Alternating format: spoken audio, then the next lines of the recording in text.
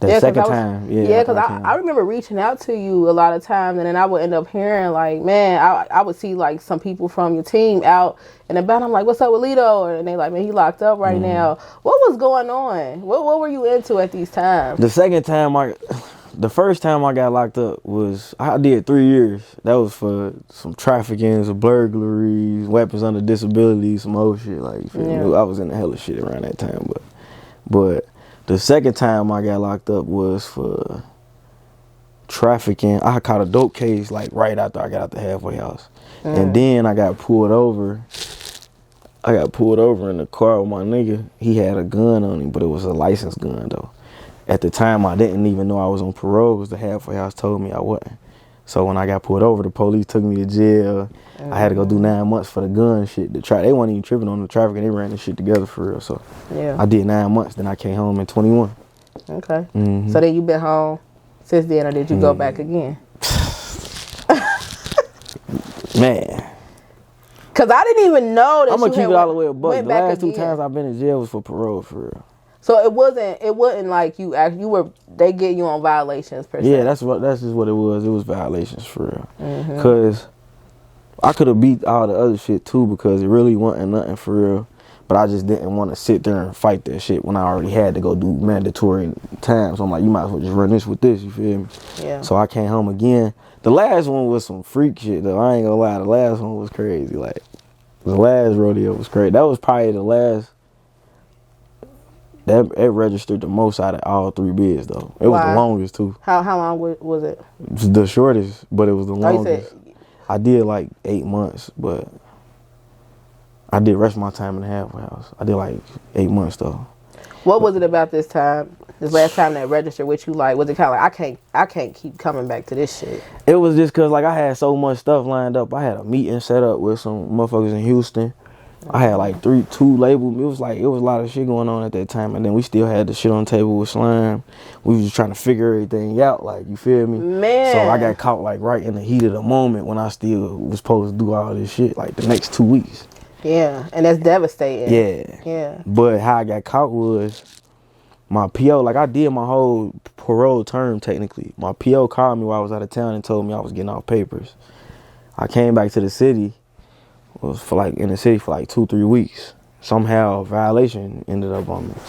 Yeah, crazy shit in the world. My PO was like on some real live dickhead, so he wanted me to go to jail though. Real bad. So he tried to file me a non-report, even though we already had my report for the time being, whatever. But it is what it is now. Yeah. But they sent me to a level 3.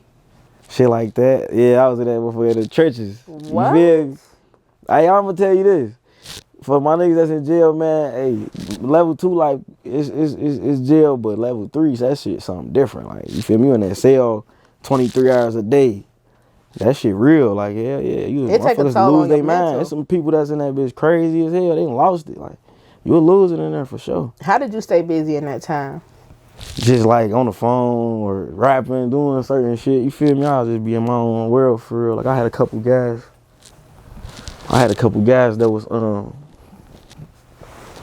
I had a couple guys that was like good people from on the streets, you feel me? So when I got up there, they just showed me love. They already knew who I was for real, you feel me? I had, you know what I'm saying? So, yeah, my shit was on the JPay in the city and shit, so everybody was hit to me and shit. Hell yeah, because I know it's crazy because like I said before you got locked up this last time, I'm online and I click on Young Thug's story or something like that. I'm like, is he playing? Is that Lito? That he playing? And I'm literally seeing like you with them. How did you even get linked up with YSL and Young Thug in the first place? My label. Like my label set up some shit with like, they met him actually before I came home the second time. Like when the Inner City dropped, that year the Inner City dropped when I came home that time.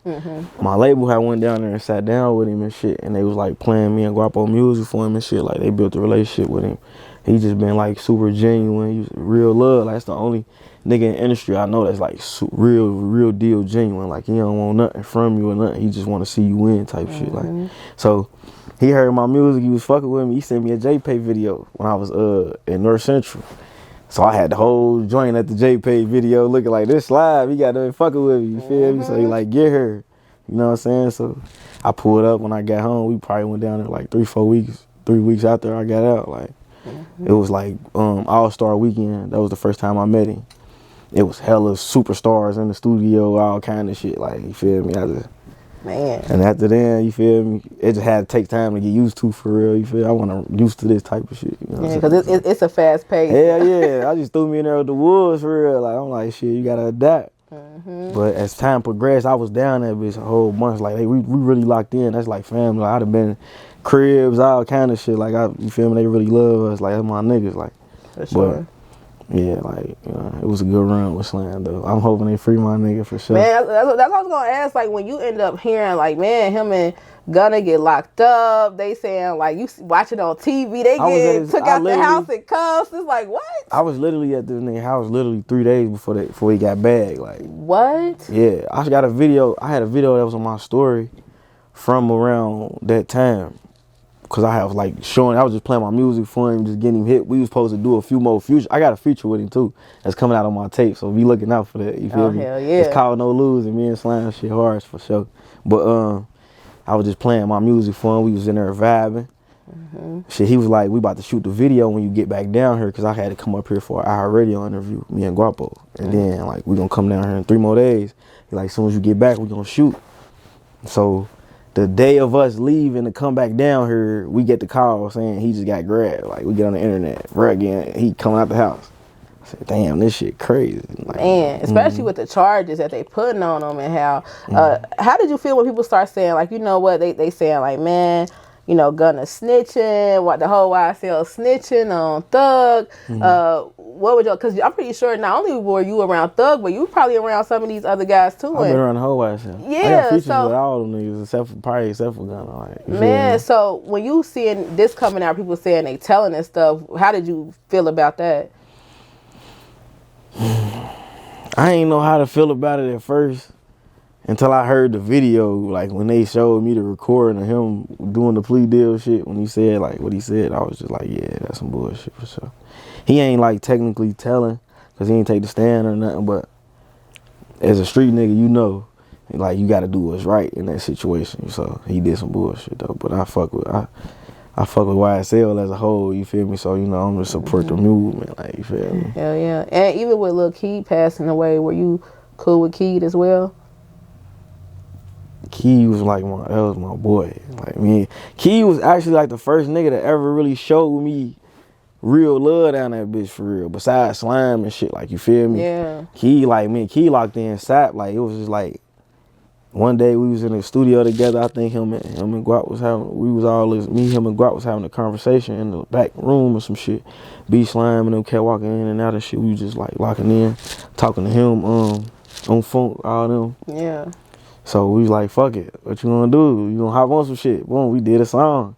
I walked that bitch down, you feel me? So then we played in front of Slime. Slime, like, he got up in front of the whole studio like, man, put that boy together. He like put that boy together, Jack on Slime, signed him to YSL. Like, no cap. No kidding. So I know when you heard about Keed, it definitely had to be heartbreaking. Hell yeah, because me and him got like hella videos and shit. We was supposed to shoot something.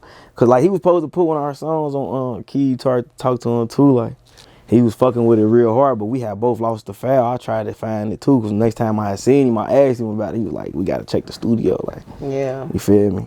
Did it, because we know that like drugs play a major part in this rap industry, but hearing that Keed passed away, and for some people saying, you know, it had things to do with the lean and things like that, did it make you kind of want to scale back on drugs and realize like maybe this just ain't it? Because I'm really watching people I know and I'm cool with, they passing away from using this shit.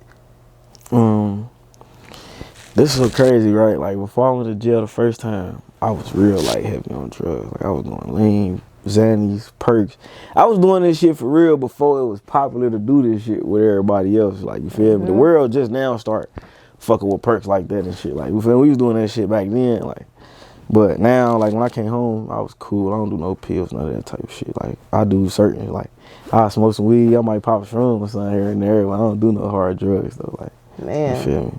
Cause it's really like fucking people up. You know, you thinking like, oh, this is something cool to do. They promoting it. They ain't telling you be fucked up for real. Nah, that shit fucked up. Yeah, I don't even like taking over the counter pills for real. That part. That part.